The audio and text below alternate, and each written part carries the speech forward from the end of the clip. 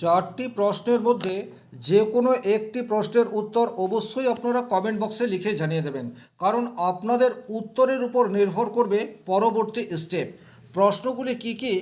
1 নম্বর, এই ভিডিওটি যথেষ্ট হেল্পফুল, ভালো লেগেছে। 2 নম্বর, এই ভিডিওটি একদম বেকার, কোনো কাজের নয়। 3 নম্বর, ভবিষ্যতে আরও বেশি করে এই ধরনের ভিডিও চাই। আর 4 নম্বর, এই ধরনের ভিডিও একদম চাই না। ভিডিওটি কমপ্লিট দেখার পর আপনার যেটা মনে হবে অবশ্যই কমেন্ট বক্সে লিখে জানিয়ে দেবেন। তার সাথে ব্যক্তিগতভাবে আপনার যদি কোনো প্রশ্ন থাকে সেটাও কমেন্ট বক্সে লিখে জানাবেন, আমি রিপ্লাই দেওয়ার চেষ্টা করব। নমস্কার, আরও একটি নতুন ভিডিওয় আপনাদের স্বাগত জানাই। আমি শ্রী বিশ্বজিৎ।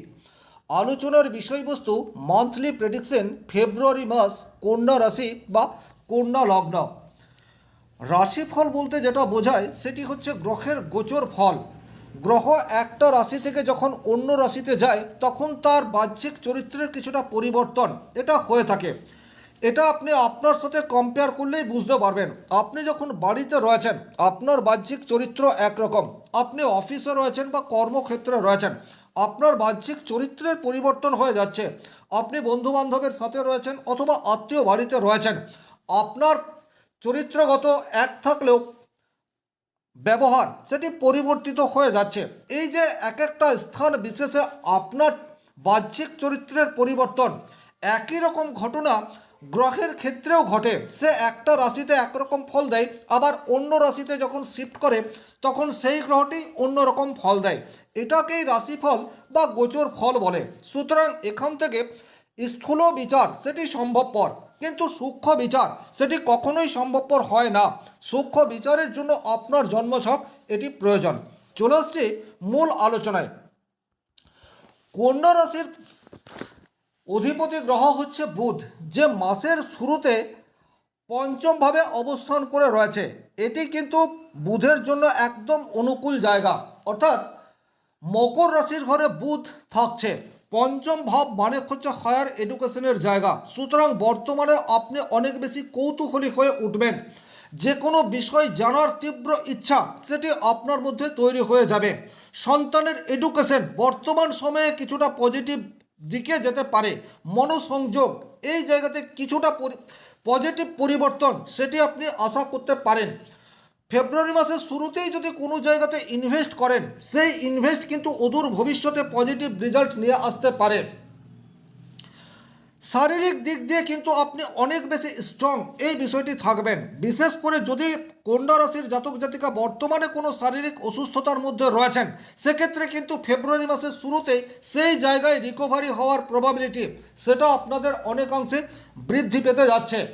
হঠাৎ করে কিছু ফাটকা অর্থ পাওয়ার সম্ভাবনা সেটিও কিন্তু তৈরি হয়ে যায়, কারণ বুধ যখন পঞ্চম রাশিতে অবস্থান করে তখন নিজের প্রফেশন ছাড়াও উল্টো দিক থেকে কোনো অর্থ আসার যোগ সেটি তৈরি করে দেয়। সেটা যে কোনো জায়গা হতে পারে। সুতরাং আপনার জন্মকুণ্ডলিতে বুধ যদি শক্তিশালী অবস্থায় রয়েছে সেক্ষেত্রে কিন্তু ফেব্রুয়ারি মাসের শুরুটা আপনার জন্য অনুকূলে থাকবে।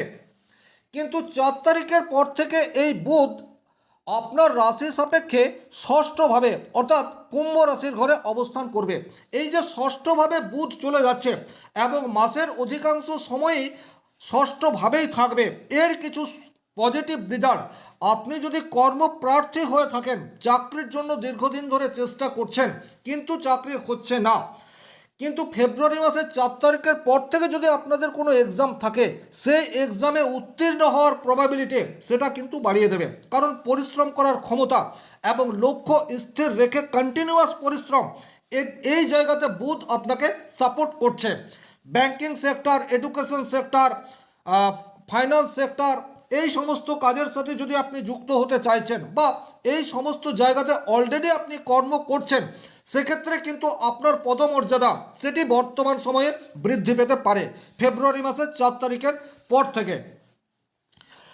কর্মক্ষেত্রে হুট করে কোনো বিতর্কেও আপনি জড়িয়ে যেতে পারেন, এই জায়গাটি আপনাকে একটু খেয়াল রাখতে হবে। কারণ ষষ্ঠ ঘর থেকে আমরা শত্রুতার বিচার করে থাকি।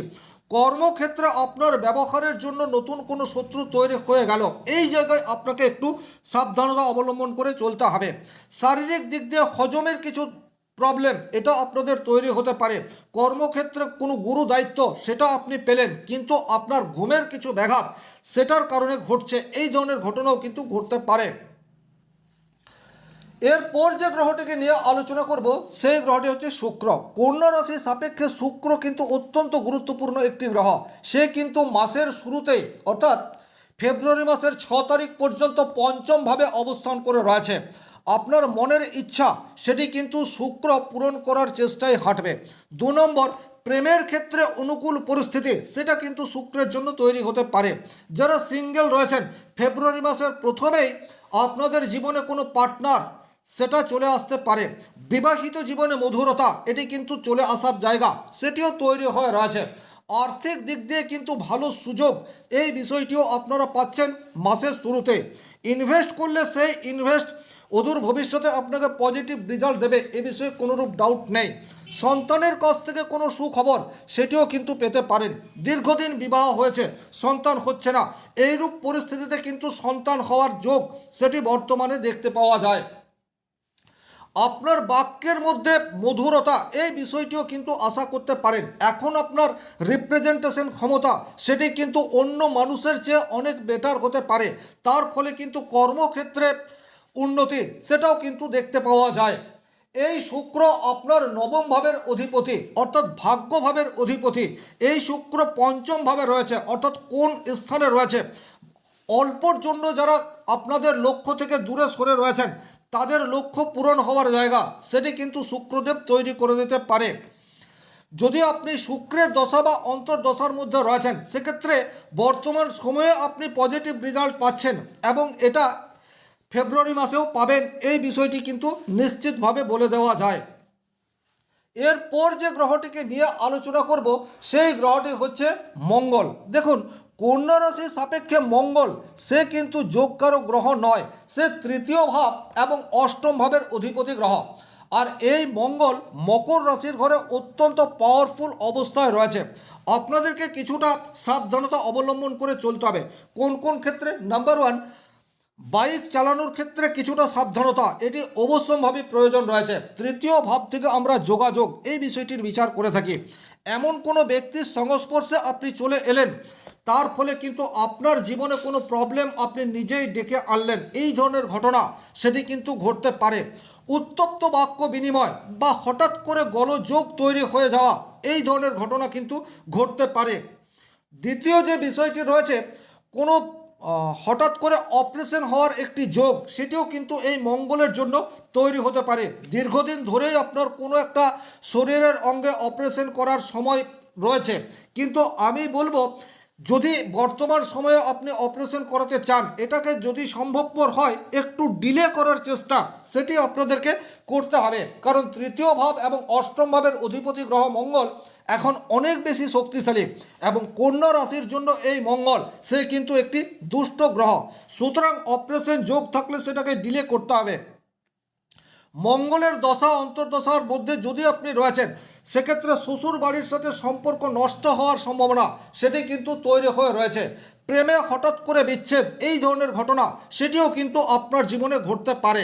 তাহলে মঙ্গলের দশা অন্তর্দশায় যদি রয়েছেন আপনাকে কিন্তু যথেষ্ট সংযমতা অবলম্বন করে চলার প্রয়োজনীয়তা সেটি কিন্তু থাকছে। তবে এই মঙ্গল শুধু কি নেগেটিভ রেজাল্টই দেবে? না, কিছু ক্ষেত্রে আপনাকে পজিটিভ রেজাল্ট দেবে।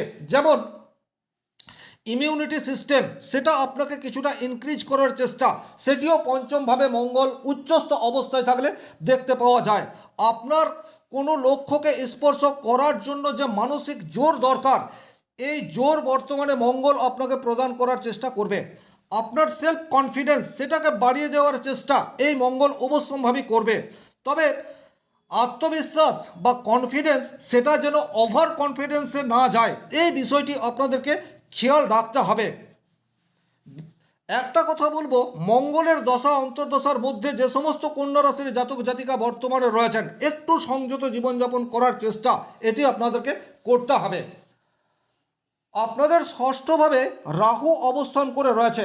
ষষ্ঠভাবে রাহু আপনার মনোসংযোগের ক্ষেত্রে কিছুটা ব্যাঘাত এই বিষয়টি কিন্তু ঘটাতে পারে। আপনি আপনার লক্ষ্যে স্থির রেখে কন্টিনিউয়াস পরিশ্রম করে যাচ্ছেন, কিন্তু বর্তমানে লক্ষ্যচ্যুত করার একটা সম্ভাবনা সেটি কিন্তু রাহুর জন্য হতে পারে। যে সমস্ত কন্যা রাশির জাতক জাতিকারা এখন রাহুর দশা অন্তর্দশার মধ্যে রয়েছেন, তাদের ফোকাস কিছুটা হলেও নষ্ট হতে পারে। যেটা আপনার চাহিদা, যেটার জন্য আপনি লড়াই করছেন, সেটা আপনি সময়ের আগেই পেতে চাইবেন, তার ফলে কিন্তু মানসিক ফ্রাস্ট্রেশন এই বিষয়টি আপনাদের আসতে পারে। এই জায়গায় একটাই কথা বলবো, আপনি আপনার লক্ষ্যে স্থির থাকুন এবং আপনি মনে মনে যেটা স্থির করেছেন, আপনি যেটা সিদ্ধান্ত নিয়েছেন, সেটার জন্য একটা টাইম সেটাও আপনি সেট করুন। যখন আপনি টাইম সেট করতে পারবেন, তখন কিন্তু রাহুর নেগেটিভ ইম্প্যাক্ট সেটা আপনার জীবনে খুব একটা পড়বে না। দাম্পত্য জীবনে অকারণ ভুল বুঝাবুঝি সেটা কিন্তু আপনার তৈরি করে দিতে পারে। দুটো কারণ, একটা হচ্ছে আপনার শনিদেব সপ্তমভাবে অবস্থান করে রয়েছে। প্রেমের ক্ষেত্রে শনিদেব কিন্তু ড্রাইনেস এই বিষয়টি নিয়ে আসে। শনির দায়িত্বের কারক গ্রহ। বর্তমানে আপনি আপনার লাইফ পার্টনার বা ফ্যামিলিকে খুশি করার জন্য প্রচুর পরিশ্রম করছেন, কিন্তু ফ্যামিলির মানুষ, বিশেষ করে আপনার লাইফ পার্টনার এখন আপনার কাছে সময় চাইবে, আর এই সময় আপনি দিতে পারবেন না। তার ফলে কিন্তু একটা সম্পর্কের মধ্যে শুধুমাত্র কর্তব্য এই বিষয়টি বেঁচে থাকবে, প্রেম সেটা কিন্তু থাকবে না। আর যেহেতু সপ্তমের দ্বাদশে ষষ্ঠভাবে রাহু অবস্থান করে রয়েছে, এই জায়গাতে কিন্তু আপনারা কোনো ভুল সিদ্ধান্ত নিয়ে ফেলতে পারেন। তাহলে এই জায়গা থেকে আপনাদেরকে একটু সাবধানতা অবলম্বন করে চলতে হবে। বিশেষ করে বর্তমানে কর্তব্য দায়িত্ব এটার প্রায়োরিটি আপনার লাইফ পার্টনারের কাছে অধিক মাত্রায় রয়েছে। এই বিষয়টি আপনাদেরকে অবশ্যম্ভাবী বুঝতে হবে। সপ্তমে শনিদেব রয়েছে। যারা দীর্ঘদিন ধরে পরিশ্রম করে চলেছেন বা আপনার লাইফ পার্টনার দীর্ঘদিন ধরে কিছু অ্যাচিভ করার জন্য পরিশ্রম করছে, সেক্ষেত্রে লাইফ পার্টনারের প্রচুর পরিশ্রমের পর রেজাল্ট পাওয়ার জায়গা সেটিও কিন্তু বর্তমান সময়ে দেখতে পাওয়া যায়। এরপর যে গ্রহটিকে নিয়ে আলোচনা করব, সেই গ্রহটি হচ্ছে দেবগুরু বৃহস্পতি। এই বৃহস্পতি কিন্তু আপনার দশমভাবে অবস্থান করে রয়েছে। সুতরাং আপনি বর্তমানে কর্মক্ষেত্রে অনেক বেশি এনার্জেটিক এবং আপনার কাছে অনেক বেশি গুরু দায়িত্ব আসবে, আর এই দায়িত্বকে আপনাকে সাদরে গ্রহণ করতে হবে। কারণ দেবগুরু বৃহস্পতি কোনো ছোটোখাটো গ্রহ নয় বা ছোটোখাটো দায়িত্ব সে বৃহস্পতি কন্ট্রোল করে না। বড় দায়িত্ব আসবে, সেই দায়িত্ব আপনি যথাযথভাবে পালন করবেন। সেক্ষেত্রে কিন্তু আর্থিক ডেভেলপমেন্ট এবং আপনার পদমর্যাদা সেটি বৃদ্ধি পাওয়ার যোগ সেটা দেবগুরু বৃহস্পতি তৈরি করে দেবে। দীর্ঘদিন ধরে যারা কোনো রিলেশনশিপের মধ্যে রয়েছেন, কোনো না কোনো কারণে বাড়ির মানুষ মানতে চাইছে না, হঠাৎ করেই কিন্তু তাদের বিবাহের যোগ সেটাও কিন্তু তৈরি হয়ে যাচ্ছে। এই বিষয়টিও আপনার একটু খেয়াল রাখবেন। সব শেষে বলবো, আপনাদের দ্বাদশভাবে কেতু অবস্থান করে রয়েছে। এই যে দ্বাদশভাবে কেতু অবস্থান করে রয়েছে, এই জায়গাটি আপনার মনের মধ্যে কোনো ইলুশন, সন্দেহ এই বিষয়টি তৈরি করে দিতে পারে। সুতরাং যদি আপনার মনে এখন কোনো ধরনের কনফিউশন তৈরি হয়, তাহলে যাকে কেন্দ্র করে এই কনফিউশন তৈরি হবে তার সাথে সরাসরি কথা বলে নেবেন। কারণ আপনি কনফিউশনকে যদি ধরে রাখেন, সেক্ষেত্রে অদূর ভবিষ্যতে এটা নেগেটিভ রেজাল্ট দেবে, আপনি সেই রাস্তায় হাঁটবেন না। এই ছিল মূলত কন্যা রাশির ফেব্রুয়ারি মাসের প্রেডিকশন। যদি ভিডিওটি ভালো লাগলো, সেক্ষেত্রে অবশ্যই লাইক করবেন। যে চারটি প্রশ্ন আমি প্রথমেই করেছিলাম, এই চারটি প্রশ্নের মধ্যে থেকে যে কোনো একটা প্রশ্নের উত্তর আপনারা নির্দ্বিধায় কমেন্ট বক্সে লিখে জানিয়ে দেবেন। ভিডিওটি শেষ পর্যন্ত দেখার জন্য অসংখ্য ধন্যবাদ। ব্যক্তিগতভাবে আপনারা নিজেদের জন্মকুণ্ডলী বিচার করাতে চাইলে স্ক্রিনে দেওয়া নাম্বারটি সংগ্রহ করে যোগাযোগ করতে পারেন। শনি মহারাজের কৃপায় আপনাদের প্রত্যেকের মনস্কামনা পূর্ণ হোক এই আশা রেখে আজকের ভিডিও এখানেই শেষ করব। ভালো থাকুন, সুস্থ থাকুন, ধন্যবাদ।